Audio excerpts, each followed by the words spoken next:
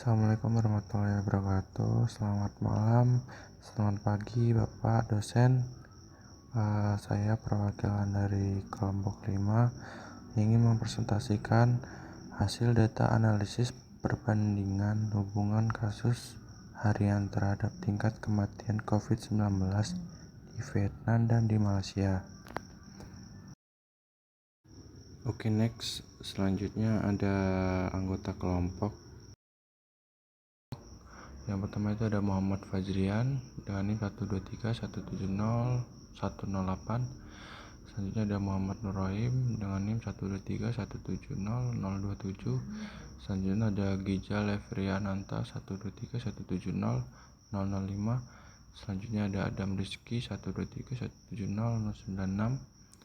Selanjutnya ada Ridho Saputra 123170051. Untuk slide selanjutnya akan dilanjutkan dengan rekan saya.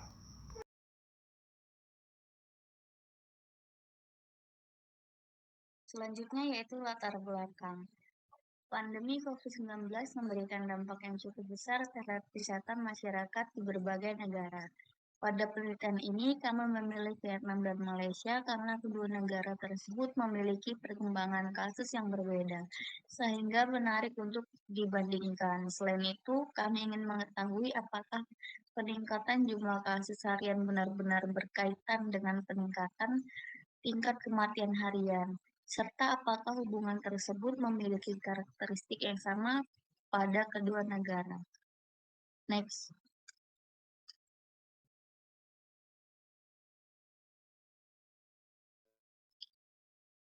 Tujuan dari penelitian ini itu analisis hubungan antara jumlah kasus harian dengan tingkat kematian COVID-19 di Vietnam dan Malaysia, kemudian membandingkan hasil yang diperoleh pada kedua negara tersebut. Next.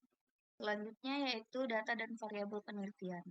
Data yang digunakan merupakan data COVID-19 pada periode 23 Januari 2020 sampai dengan 10 Maret 2021. Jumlah data yang digunakan sekitar 400 data pengamatan untuk masing-masing negara.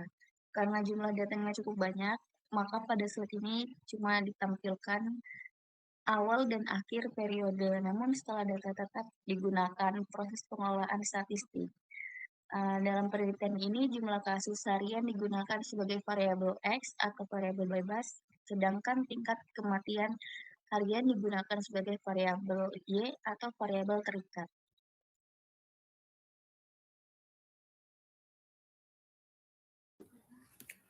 Oke, selanjutnya ada metode penelitian. Dimulai dari proses penelitian, dari pengumpulan data, setelah itu dilakukan analisis statistik jadi untuk melihat karakteristik data, kemudian dilakukan visualisasi data untuk melihat pola perkembangan kasus dan tingkat kematian. Selanjutnya digunakan analisis korelasi person untuk mengetahui seberapa kuat hubungan antara jumlah kasus harian dan tingkat kematian. Dan terakhir, dilakukan analisis regresi linier sederhana dan pengujian hipotesis untuk mengetahui jumlah kasus harian memiliki pengaruh yang signifikan terhadap tingkat kematian. Next. Selanjutnya, statistik deskriptif.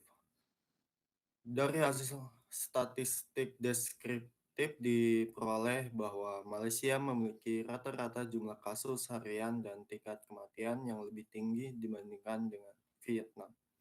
Selanjutnya, selain itu, variasi data Malaysia juga lebih besar. Secara sederhana, hasil ini menunjukkan bahwa perkembangan COVID-19 di Malaysia cenderung lebih tinggi dan lebih fluktuasi dibandingkan Vietnam selama periode penelitian.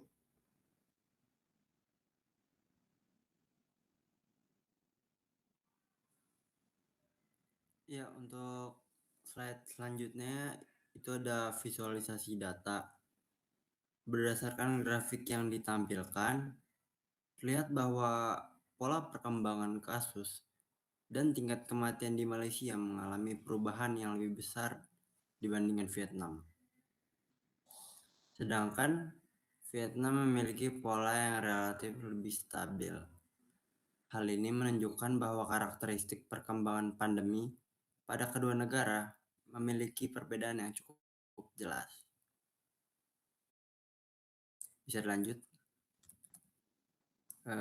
Untuk slide selanjutnya yaitu ada analisis korelasi Pearson.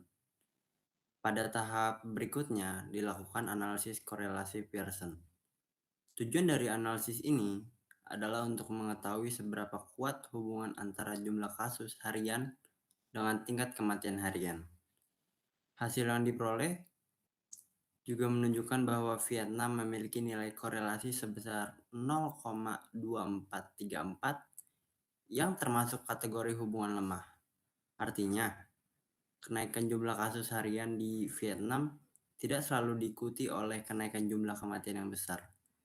Sedangkan Malaysia memiliki nilai korelasi sebesar 0,8193 yang termasuk kategori hubungan sangat kuat.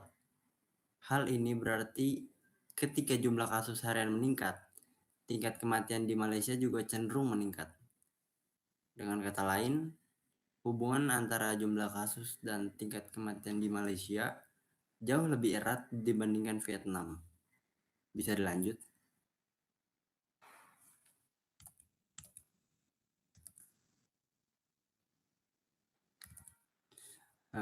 Yang selanjutnya ada slide regresi linear dan pengujian hipotesis. Selanjutnya, dilakukan analisis regresi linear. Analisis regresi linear sederhana. Tujuannya adalah untuk mengetahui apakah jumlah kasus harian benar-benar berpengaruh terhadap tingkat kematian harian.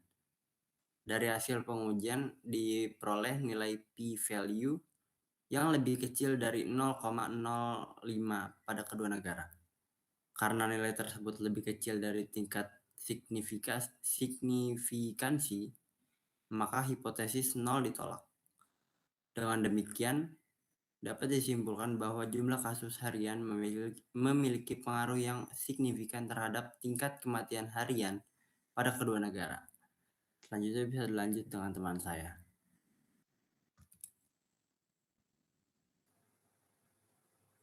Selanjutnya perbandingan Vietnam dan Malaysia. Pada Vietnam diperoleh nilai R-square sebesar 5,92%, yang artinya jumlah kasus harian hanya mampu menjelaskan sekitar 5,92% variasi tingkat kematian. Sisanya dipengaruhi oleh faktor lain di luar penelitian. Sedangkan pada Malaysia diperoleh nilai R-square sebesar 7,13%. Hal ini menunjukkan bahwa sebagian besar perubahan tingkat kematian di Malaysia dapat dijelaskan oleh perubahan jumlah kasus harian. Secara sederhana, dapat dikatakan bahwa pengaruh jumlah kasus harian terhadap tingkat kematian jauh lebih besar pada Malaysia dibandingkan Vietnam. Dan inilah yang diperoleh dari penelitian ini. Selanjutnya, kesimpulan.